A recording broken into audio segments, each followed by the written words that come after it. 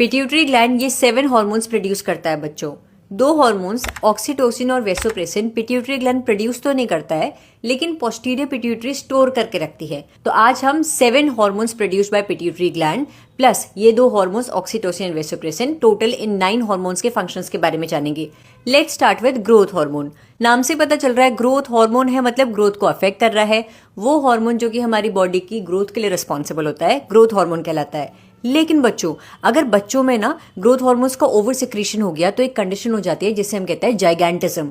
और अगर middle age में आकर ओवर सिक्रीशन हो गया ग्रोथ हार्मोन का, तो जो कंडीशन क्रिएट होती है उसे कहते हैं एक्रोमेगेली। अगर इस ग्रोथ हार्मोन का अंडर सिक्रीशन हो जाए, इनसफिशिएंट अमाउंट में ग्रोथ हार्मोन प्रोड्यूस हो, तो ड्वार्फिज्म हो जाता है बच्चों। प्रोलैक्टिन हमारी मेमोरी ग्लैंड्स पर एक्ट करता है और हमारी मेमोरी ग्लैंड्स की ग्रोथ और मेमोरी ग्लैंड्स में मिल्क की फॉर्मेशन को स्टिमुलेट करता है। Thyroid stimulating hormone thyroid gland पर एक्ट करता है और थायराइड ग्लैंड के अंदर synthesis and secretion of thyroid hormones के लिए रिस्पॉन्सिबल होता है। एड्रिनोकॉर्टिकोट्रोफिक हार्मोन, ये हार्मोन हमारे एड्रिनल कॉर्टेक्स पर एक्ट करता है and it is responsible for stimulating synthesis and secretion of steroid hormone such as glucocorticoids from the adrenal cortex. LH और एफएसएच हमारे गोनाड्स पर एक्ट करते हैं, टेस्टिस और ओवरीज पर एक्ट करते हैं, इसीलिए इन्हें गोनाडोट्रोफिन्स भी कहा जाता है बच्चों। मेल्स में जो एलएच होता है वो एंड्रोजन के सेक्रेशन के लिए रिस्पॉन्सिबल होता है फ्रॉम द टेस्टिस। एंड्रोजन्स और एफएसएच मिलकर स्पर्मेटोजेनेसिस की प्रोसेस को स्टिमुलेट करते हैं। फीमेल्स में LH is responsible for inducing ovulation और कॉर्पस ल्यूटियम को भी मेंटेन करता है। एफएसएच फीमेल्स में growth and development of ovarian follicle के लिए रिस्पॉन्सिबल होता है।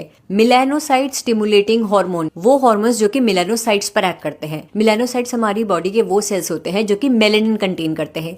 मेलेनिन वो पिगमेंट होता है जो कि बॉडी में पिगमेंटेशन के लिए रिस्पॉन्सिबल होता है। तो melanocyte stimulating hormone acts on melanocytes and regulates pigmentation of the skin. Oxytocin smooth muscles पर एक्ट करता है और स्मूथ मसल्स के कंट्रैक्शन को स्टिमुलेट करता है बच्चों। फॉर एग्जाम्पल, चाइल्ड बर्थ के टाइम पर, डिलीवरी के टाइम पर जो यूट्रस कॉन्ट्रैक्ट होती है ना, ऑक्सीटोसिन के इन्फ्लुएंस में ही कॉन्ट्रैक्ट होती है। मेमोरी ग्लैंड से मिल्क को इजेक्ट करवाने के लिए भी ऑक्सीटोसिन ही रिस्पॉन्सिबल होता है। वेसोप्रेसिन किडनीज पर एक्ट करता है और किडनीज के डिस्टल ट्यूब्यूल से वाटर और इलेक्ट्रोलाइट्स के रीएब्जॉर्प्शन के लिए रिस्पॉन्सिबल होता है। अब क्योंकि वाटर और इलेक्ट्रोलाइट्स का रीएब्जॉर्प्शन हो रहा है तो बॉडी से वाटर लॉस प्रिवेंट हो जाएगा, यानी कि जो ये वेसोप्रेसिन है diuresis, loss of water from the body को प्रिवेंट कर रहा है। इसीलिए वेसोप्रेसिन को एंटी डायूरेटिक हार्मोन भी कहते हैं बच्चों। इस एंटी डायूरेटिक हार्मोन की अगर बॉडी में इनसफिशिएंट प्रोडक्शन हो या फिर इनसफिशिएंट अमाउंट में ये रिलीज हो तो फिर हमारी बॉडी से वाटर लॉस ज्यादा होगा, डायूरेसिस ज्यादा होगा और एक कंडीशन कॉज हो जाएगी जिससे कहते हैं डायबिटीज इंसिपिडिस। इन सारे हार्मोन्स के फंक्शन समझ आए तो वीडियो को लाइक जरूर करिएगा और इसी तरीके से एनसीईआरटी बायोलॉजी के हर एक टॉपिक को शॉर्ट्स की फॉर्म में समझने के लिए stay tuned to biology eighties.